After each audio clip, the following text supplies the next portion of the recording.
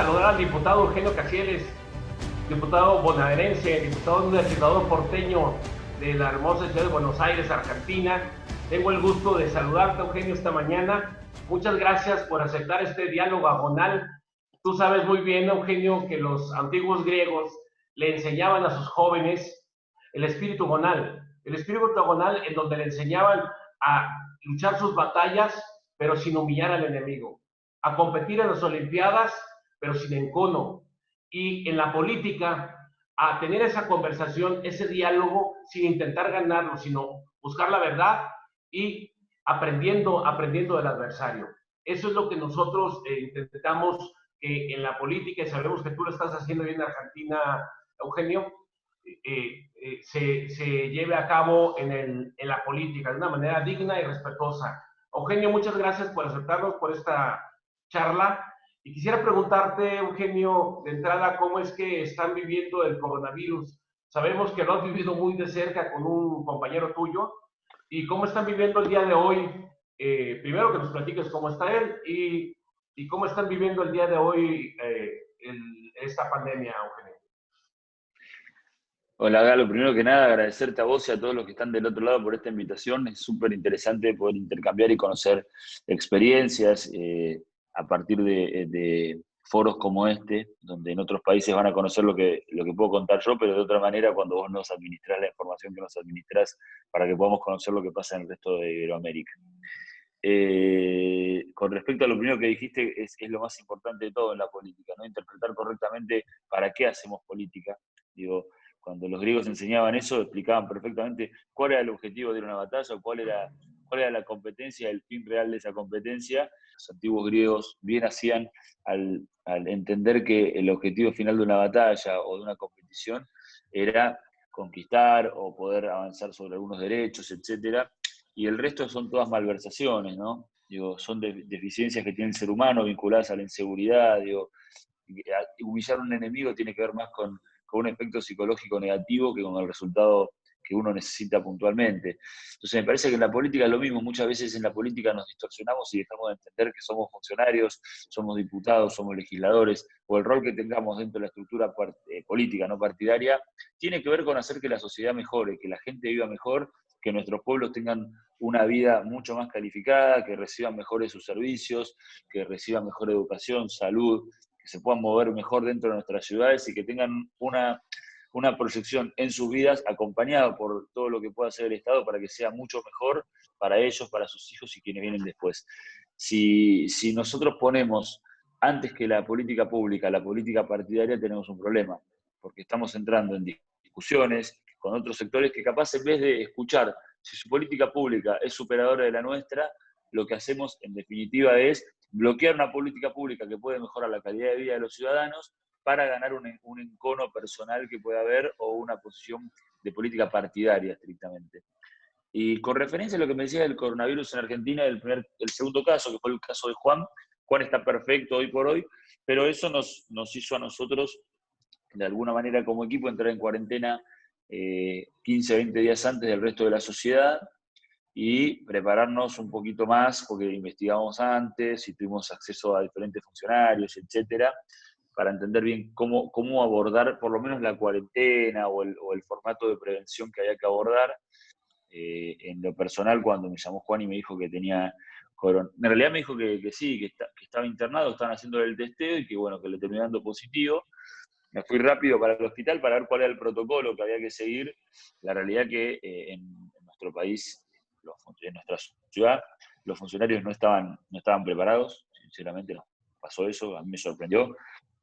Encontrar al ministro me costó un montón, el ministro para decirle, che, bueno, yo justo le tocó a un diputado y quiero saber cuál es el protocolo, le digo para poder comunicarlo correctamente, porque le tocó un asesor un diputado, me van a venir a preguntar y yo quiero estar en tema primero que nada, para cuidar al equipo y a Juan.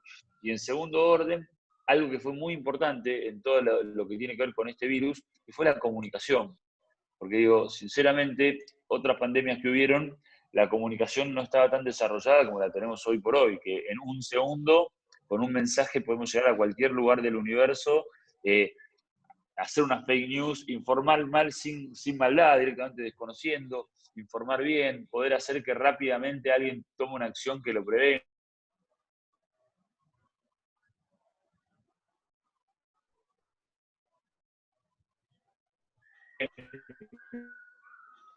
No, de ninguna manera estuvieron a la altura de circunstancias, a mi criterio, en la primera oleada, en ese momento, digamos.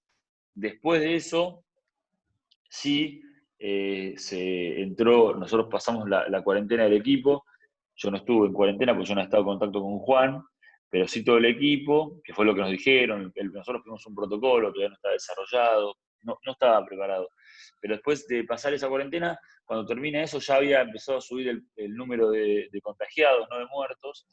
Cuando sube el número de contagiados, Argentina entra en cuarentena, una cuarentena muy cerrada, que no permitía salir más allá de dar una vuelta a la manzana con el perro e ir a hacer compras al supermercado. Esa era la cuarentena.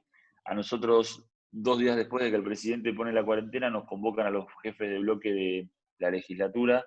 A mí me toca presidir el bloque, el monobloque que obviamente que tengo. Y nos juntamos con el jefe de gobierno y ahí el jefe de gobierno nos explica cuál era el plan de la cuarentena, ¿no? El proceso que iban a atravesar y cuáles eran los objetivos para esta cuarentena. Y lo que nos sorprendió, que creemos que estuvo bien, fue entender que la cuarentena, además de para aislar y proteger a la gente de los contagios, ellos lo iban a aprovechar especialmente y necesitaban la cuarentena porque creían que la curva iba a llegar de cualquier manera. No es que con la cuarentena iban a impedir que se propaguen los casos, sino que con la cuarentena lo que iban a hacer era ganar tiempo para que eso suceda y en el medio poder preparar el sistema de salud, incrementando la cantidad de camas. En ese momento, que estamos hablando hace algo más de 2 meses, ellos le dan mucha importancia a poder conseguir respiradores, porque era lo que veíamos por la televisión y a ellos les comunicaban otros funcionarios de países que estaban ya con la problemática, llevándose mucha gente diariamente, que los respiradores eran lo que podían hacer la diferencia entre la vida y la muerte en España, Italia, Estados Unidos, etcétera. La realidad que hoy no es el gran problema de los respiradores, hablábamos algo el otro día, porque lo que plantean es que los respiradores llegan a personas que ya están con una gravedad, más allá del respirador es difícil que se salven, digamos, para decirlo con un título, y la realidad es que hay que tratar de que no lleguen a esa situación crítica a las personas, porque en la situación de necesitar un respirador son vidas prácticamente perdidas, o sea, son pocos los que el respirador los salva. Toda la instancia anterior y el suministro y la protección y el cuidado, etcétera, son lo que hacen la diferencia y no el respirador. Entonces la energía se puso mucho más en conseguir grandes espacios para poner, por ejemplo, gente que tiene riesgo real, aislada de otras personas, y sobre todo en interpretar correctamente la comunicación. Cuando yo decía la comunicación, hablaba de los grandes líderes que a mi criterio se equivocaron mucho en la comunicación, la Organización Mundial de la Salud, que hizo un rol muy malo con el tema de la comunicación de esta pandemia, y a nivel local, y comunicar correctamente cuáles son las medidas sencillas, concretas y aplicables para toda la población, entendiendo como punto de partida que las medidas de prevención son las que hacen que no solo no nos contagiemos nosotros, sino que no contagiemos a terceros, que es mucho más importante en un virus que muchas veces es silencioso como el coronavirus. Digo, son 4 medidas, en Argentina como en todo el resto del mundo: distanciamiento social, lavarse las manos con frecuencia, usar el tapaboca y en caso de toser o lo que fuera, taparse, tratar de no lanzar nuestra saliva al océano infinito del aire, tratar de taparla con el pliegue del brazo. Hay alguna que otra más que me puedo estar olvidando, pero lo esencial como comportamiento es ese. Bueno, lo que me olvidaba, ¿no? Aunque no esté prohibido salir, aunque se levante una cuarentena en algún momento, ser responsables a la utilización de espacios públicos. O sea, esa es la otra parte que va de la mano del distanciamiento social, ¿no? Pero es anterior, es si puedo evitar salir y no tengo una necesidad, no estar paseando por la calle porque no tengo nada que hacer. Eso es lo que hoy estamos en la instancia de comunicar. Argentina habían llegado, como te decía antes, esto de la comunicación, versiones de todos los colores, de Trump y Bolsonaro con una posición, digo, que después tuvieron que retroceder en alguna sobre sus pasos, muy vinculado a lo que la OMS también comunicó. O sea, entendimos rápidamente el rol de la comunicación, y creo que acá en Argentina dejaron de hacer eco de la comunicación internacional para que sean aquellos que tienen la responsabilidad local los que comunican concretamente cuáles son los pasos a seguir. Eso con el coronavirus, digo, en la ciudad de Buenos Aires concretamente, yo elevé un par de pedidos de informe por sectores de riesgo que me estaban preocupando ya hace 2 meses, no se votaron, no se acompañaron esos proyectos donde pedíamos informes, y bueno, tiempo después tuvimos la desgracia de ver a muchos abuelos que tuvieron que pasar situaciones tristes por no haber sido precavidos en el trato de los geriátricos y en los lugares donde hay hacinamiento, que son lo que acá en Argentina se llama villas, que son directamente barrios donde aparte de hacinamiento no hay agua potable, hay calles de tierra, digo, están en condiciones muy postergadas, que reciben asistencialismo diario de todos los sectores. No son pocos, en la capital federal son bastantes, te diría, y la realidad es que hay muchos de estos sectores, hoy los números son preocupantes porque es donde verdaderamente escaló el virus, y creemos que con el frío se va a complicar. Recordemos que acá en Argentina estamos en otoño, y el clima es de 15 grados. O sea, estamos esperando que empiece el frío, y el temor real es qué es lo que va a hacer el frío con este coronavirus, la combinación. Así que estamos en esa encrucijada no, en la dulce espera, como alguien dice. Desafortunadamente estamos esperando a ver cómo esto llega a Argentina, porque todavía no llegó lo peor, eso estamos seguros. Y de hecho, donde les pegó más fuerte son países donde hacía frío en ese momento, ¿no? En Italia, en España y en Nueva York. Oye, Eugenio, una pregunta. Nosotros en el instituto de alguna manera estamos convencidos de algo y creemos que algo puede aportar. Y no lo hemos visto en ningún país al día de hoy, que exista alguna campaña en donde se atienda con inteligencia, atendiendo a la raíz etimológica de inteligencia, que significa mirar dentro de ti mismo, ¿sí? ¿A qué voy?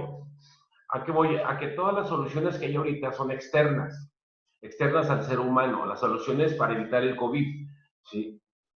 Que la careta, que la mascarilla, que la bata, que lavarte las manos con agua y con jabón, con gel, que las batas, evitar salir, y nosotros creemos, todos son externas a ti.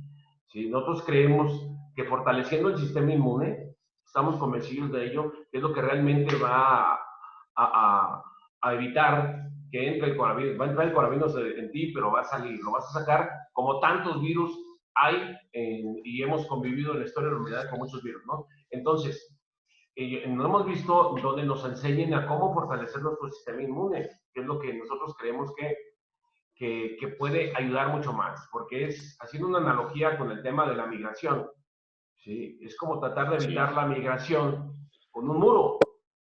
O sea, poniendo un muro no vas a evitar la migración. Entonces, es el mismo caso, ¿no? Entonces, yo no sé si ustedes tengan algo previsto por ahí en Argentina para enseñarle a los ciudadanos a fortalecer su sistema inmune. Sí, no, a ver, no por causa del coronavirus, sí tiene que ver con la educación en temas nutricionales, etcétera, principalmente. Para fortalecerse un poco hay que comer bien, hay que hacer deporte, hay que hacer actividad. Claramente, aquellos que tienen el sistema inmune son los que más afecta el sistema inmune débil, para decirlo de alguna manera, son los que más son afectados por el coronavirus. No es una casualidad. Acá en Argentina lo que se hizo en la ciudad de Buenos Aires, que yo celebré el espíritu de lo que se planteó, me pareció que fue muy mal comunicado y muy mal era como querían llevarlo adelante, que era liberar el funcionamiento de la sociedad o tratar de caminar en ese sentido, pero que aquellos que son mayores de 60 años tengan que pedir permiso para salir a la calle. Eso fue un problema grande, ¿no? Porque, a ver, estar encerrados debilita nuestro sistema inmune también. Eso es un dato. Digo, debilita nuestro sistema inmune porque tampoco estamos activos. Estar activos nos da fortaleza. Entonces, es un arma de doble filo. En la ciudad se planteó eso, pero nos pareció que avanzaban sobre la libertad de las personas y segmentaban a aquellos que le daban libertad y a aquellos que no. Fue muy mal percibido y sobre todo a mí me pareció un destrato para un sector concretamente que eran los mayores de 60 años. Creo que era un espíritu bueno porque era para protegerlos y cuidarlos. Capaz hay que reformular eso.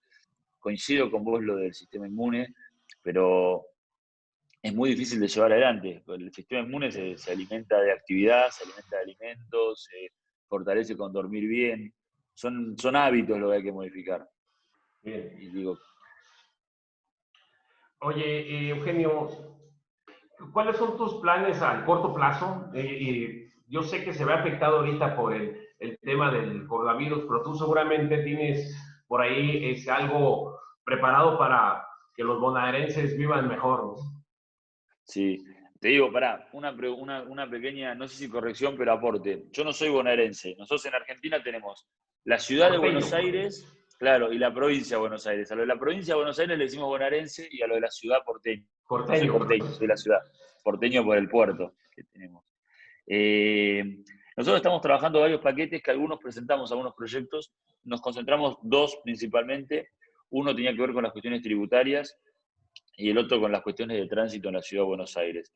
2 o 3 proyectos presenté durante la pandemia, te puedo contar eso si querés. Primero que nada, presenté un proyecto que era para que no se pague, eximir el impuesto que ponen sobre los vehículos en la capital federal, el impuesto a patentes, durante la pandemia. Había cuarentena y durante una cuarentena no nos permiten usar nuestros vehículos, así que estoy planteando que sobre los vehículos te estoy dando ejemplos pequeños, ¿no? En realidad son grandes paquetes con muchas leyes, yo te cuento los que presenté durante ahora, estos últimos 15 días. Que sobre los vehículos no nos cobren la patente a los que estamos en la Ciudad de Buenos Aires, porque básicamente no tenemos un vehículo, porque no nos permiten usarlo como tal efecto. Tenemos un montón de engranajes que terminan formando un objeto que no termina de ser un vehículo porque no nos permiten usarlo como vehículo. Entonces, no me podés cobrar un impuesto sobre un vehículo cuando no me permitís utilizarlo como un vehículo. Eso en primera medida. Después, otro impuesto que tenemos acá, que es ABL, que es alumbrado, barrido y limpieza. También pedí que se condone ese impuesto durante el proceso que dure la cuarentena, sobre todo para entidades de bien público, escuelas, iglesias, clubes, etcétera. Digo, porque hoy por hoy ellos viven del asistencialismo y la gente en etapas así no dona, no aporta, etcétera. Y estoy también presentando lo mismo para pequeñas y medianas empresas, por lo mismo que te decía antes. O sea, le estás cobrando ABL, o sea, barrido, limpieza y alumbramiento a un pequeño empresario que no le permitís abrir su empresa. Es como contradictorio. Me estás suponiendo un impuesto y no me permitís funcionar, es muy, muy loco. En línea con eso muchos me preguntaban en las redes sociales cómo creía yo que esto se tenía que financiar, ¿no? Porque lo responsable como hablábamos antes, si yo aprobaba un proyecto y la verdad que no pienso cómo respaldar el proyecto económicamente, y no estoy jugando limpio. Estoy jugando de opositor tirando una piedra porque nadie me ve, digamos. La realidad es que nosotros en las emergencias que le votamos al oficialismo de la legislatura, habilitamos el endeudamiento de la Ciudad de Buenos Aires. Y para mí, yo creo con que ese endeudamiento, que todavía no está fijo para qué destino se va a usar, el recurso que se consiga, creo que estos son buenos destinos, porque estamos ayudando a las pequeñas y medianas empresas para que no cierren, para que puedan seguir funcionando terminada la pandemia, terminada la cuarentena, porque si no nos vamos a encontrar con que cerraron la mitad de los puestos de trabajo de la Ciudad de Buenos Aires terminada la cuarentena. Yo prefiero endeudarme ahora, pasar esta laguna y terminar la laguna, que sigan existiendo los puestos de trabajo. Y después vemos cómo pagamos eso. Digo, me parece que es un buen destino. Así que un poco con eso, lo mismo en lo de los vehículos. Digo, la gente son impuestos que no va a pagar y es un problema para el día de mañana. Digo, prefiero que nos financiemos a nivel internacional, podamos evitar que la gente tenga esa presión, porque digo, entendamos algo. Vos hablaste del sistema inmune antes. La cuestión psicológica también afecta al sistema inmune. La gente está encerrada en su casa con miedo, angustiada y encima sin poder pagar sus compromisos. No es solamente el virus el problema, es el efecto psicológico, es el efecto físico. ¿Por qué? Digo el ejemplo siempre. Mi abuela que tiene 95 años, hace 2 meses y medio que está encerrada en su casa. Era una mujer que salía, que daba una vuelta a manzana, etc. ¿Mi abuela va a volver a caminar? ¿Con 95 años, 3 meses de inactividad? Complicado. Bueno, entonces no es solamente lo psicológico y el virus. Hay un montón de facetas que uno tiene que tener en cuenta con lo que tiene que ver con los pequeños y medianos empresarios, la angustia que están atravesando, la depresión, la sensación de ahogo, etcétera. El Estado tiene que aliviarlo eso. Y sobre todo cuando tenemos las herramientas que es el endeudamiento internacional que pidieron. Entonces digo, me parece que es importante considerar cómo aliviar en esta situación a los pequeños y medianos empresarios. Digo, una gran empresa tiene acceso a otros recursos, a endeudarse por sí misma, tiene otro acceso. Puede hablar con los funcionarios directamente. Una pequeña y mediana empresa no lo puede hacer. Entonces tenemos que estar nosotros para poder descargar un poco la presión. Sí, muchas gracias, Eugenio. Tú tienes una filosofía que me gusta mucho, una filosofía muy humana para cambiar el país. Sí. ¿Cómo es que desde tu perspectiva emocional que tú manejas, que lo que te conozco, es que, ¿qué es lo que tú te gustaría que hiciéramos en este caso, los porteños?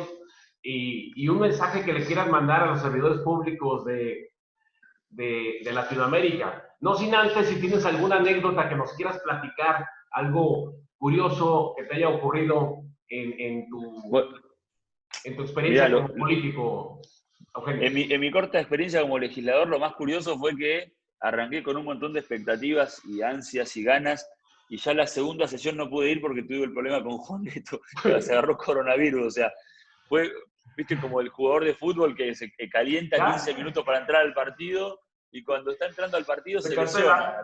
cancela. Claro, corre 2 pelotas y se lesiona. Yo estaba en el banco, viste, ya habíamos preparado proyectos, qué vamos a decir, esto, lo otro. Me tuve que quedar ahí sentadito, no pude ir a la segunda sesión, ya no pude ir. Eso fue bastante gracioso. La verdad que es una experiencia que estoy atravesando con mucha alegría, con ganas de aprender, porque también es bueno, no, para mí, forma de pensar, ser responsable, pero nunca creer que uno sabe todo y tener la humildad y la inteligencia de saber decir que esto no lo sé, para poder aprenderlo bien, porque cuando alguien dice yo me sé todo, el primer perjudicado es el que lo dice, porque cuando uno dice sé todo no tiene la capacidad ni nadie le va a venir a explicar cómo hacer las cosas. La verdad yo no sé cómo funciona la legislatura porque no trabajé ahí anteriormente, obviamente estudié, leí, me preparé, pero es distinto que estar sentado ahí y hay datos que uno no conoce, así que viéndolo con mucha preparación. Pero en ese momento me acuerdo que me reía porque decía, lo llamaba Juan, porque Juan estaba internado, y yo hablaba 2 o 3 veces por día, ¿viste? Me preocupaba mucho el estado de ánimo de él y eso, y nos reíamos mucho. Yo le decía, vos me sacaste, nos reíamos los dos, ¿no? Porque decía, y ya estamos todos preparados y no estamos todos sentados en el banco por tu culpa.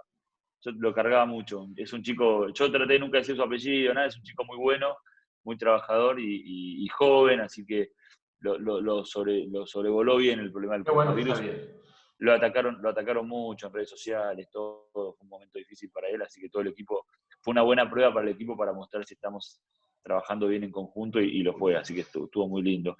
Y la otra pregunta era, no, me parece que lo más importante, digo, yo trato de decir siempre algo que después escuché que otras personas lo decían, pero no sé dónde arrancó. Para mí se me ocurrió a mí y a muchos más a la vez se les ocurrió a ellos, digamos, ¿no? Fue esa cosa que yo siempre digo que los funcionarios, los políticos, todos venimos de la misma sociedad, no caemos de un plato volador acá a la tierra, somos parte de la sociedad, votamos, o sea, exigimos nuestros derechos, discutimos, digo, tenemos un rol, elegimos ser servidores públicos, pero en definitiva somos parte de esa sociedad. Y como tal tenemos que hacer lo mismo que hacen todos nuestros ciudadanos, todos. Y lo más importante es cómo formar a nuestros hijos, cómo educarnos, cómo hacer que las generaciones que vienen después estén cada día un poquito mejor, que los que vengan sean mejores que nosotros.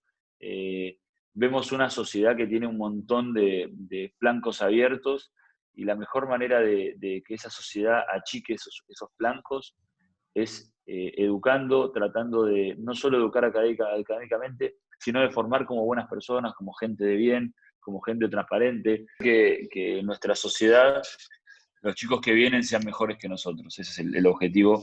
Y cuando hablo mejores no hablo de cuestiones competitivas, sino de la base, de la calidad de personas, de cómo soñamos diariamente que tienen que estar los demás, porque muchas veces digo, el peor egoísta de todos tendría que tener la capacidad de entender que hacer que los demás vivan mejor también lo ayuda a él indefinidamente. O sea, la realidad es que hasta el egoísta tendría que entender que hacer que los demás vivan mejor lo ayuda a él en términos de no vamos a empezar a discutir las políticas públicas y dónde afecta que la sociedad en su total, en su conjunto, esté mejor.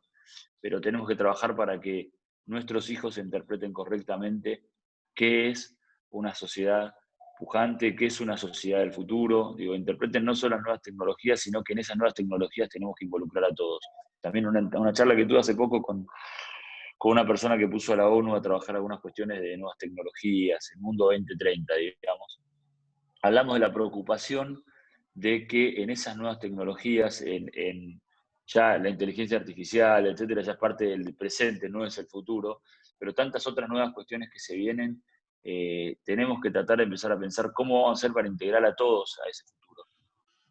Y eso lo hacemos Sí, formando a nuestros hijos como buenas personas. sí, sí, totalmente de acuerdo, mi querido Eugenio. La primera responsabilidad de todo servidor público es generar hijos de bien para la sociedad. Coincido contigo totalmente y también que la vida pues no es necesariamente para competir, la vida es para compartir y es mucho más bonito si la compartimos, si la vivimos. Eugenio, me da mucho gusto, te agradezco mucho que hayas aceptado este diálogo agonal. Es muy interesante platicar contigo. Me gusta mucho tu manera de pensar. Eres muy joven y sé que vas a hacer a tu hijo una persona de bien, ¿sí? Y vas a generar, que es lo más importante, y vas a generar ahí en Buenos Aires y en Argentina una mejor manera de vivir. Yo te felicito por lo que estás haciendo, te agradezco mucho esta entrevista, Eugenio. No, muchas gracias a vos, Galo. Decir que me parece que el rol de organizaciones como la que vos llevas adelante son fundamentales para que los intercambios fructíferos entre dirigentes de todo el mundo funcionen como tienen que funcionar. Todos entendamos cuál es la mejor política pública que podemos llevar a nuestros distritos y eso se hace intercambiando con otras experiencias. Así que te quiero agradecer a vos por la labor diaria, ponerme a disposición para lo que necesiten y bueno, que mandes toda la información que nos venís mandando. Seguro que sí. Te mando un abrazo desde acá, desde México. Mucho Un abrazo, cariño. muchas gracias. Chau, Bye, nos chau. vemos. Bye.